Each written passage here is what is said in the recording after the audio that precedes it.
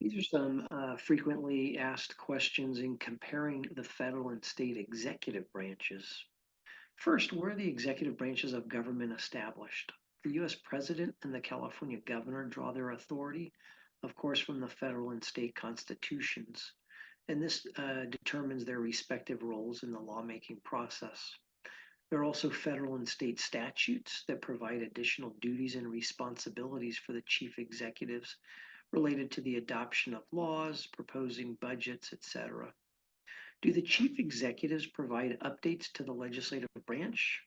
Yes, both the president and the governor make major policy addresses to their respective legislative bodies, the State of the State speech by the governor and the State of the Union speech by the president. And these establish the priorities of the chief executive.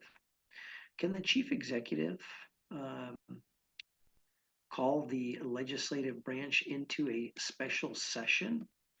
Yes, both the president and the governor can call the legislative branch into extraordinary session in order to address specific issues such as a natural disaster, a budget crisis, or some other high profile public policy issue.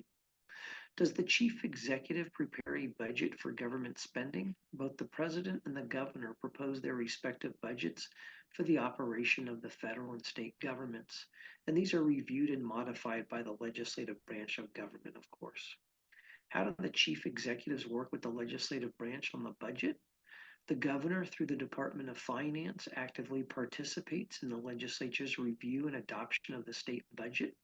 Similarly, the president, through the Office of Management and Budget, attempts to persuade the Congress to adopt his or her budget proposals by working with both houses of Congress.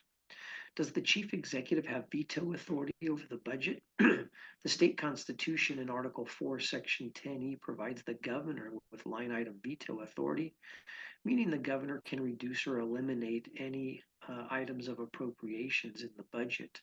Similar authority, however, does not exist under the federal constitution, and so the president can only veto the entire federal budget.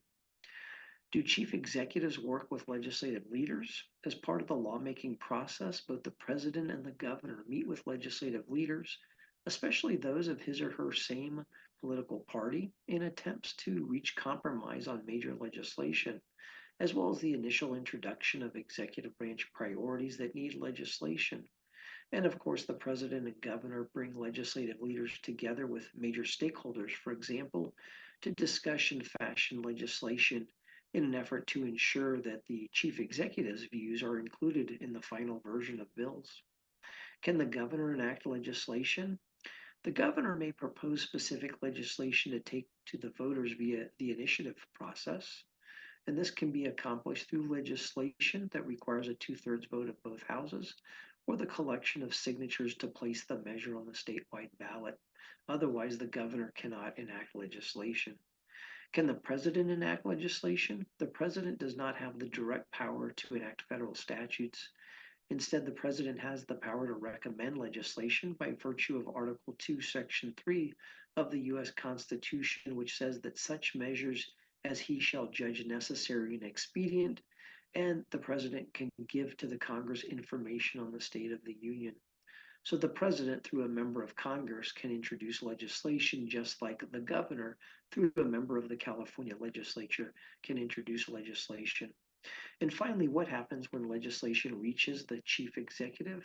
In terms of final actions on legislation, the president has a pocket veto. That is, a bill is vetoed if it's not acted upon during the requisite period of time, as opposed to in California, where the governor has a pocket signature. That means that a bill becomes a statute if the governor doesn't act upon it within the specified period of time. Both the president and the governor have a specified period of time in which they have to sign or veto legislation that is sent to the president's or the governor's desk.